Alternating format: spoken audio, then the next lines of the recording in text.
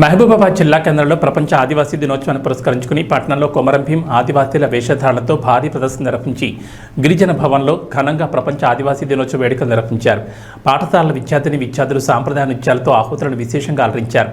ఈ సందర్భంగా సీతయ్య మాట్లాడుతూ వేడుకలను అధికార యంత్రాంగం తూతూ మంత్రంగా నిర్వహించడం సబబు కాదన్నారు. సమస్యల పరిష్కారం కోసం ఆదివాసీలంతా ఏకమవ్వాలని కోరారు. ఆదివాసీలకు ప్రభుత్వం మరిన్ని సౌకర్యాలు కల్పించాలన్నారు.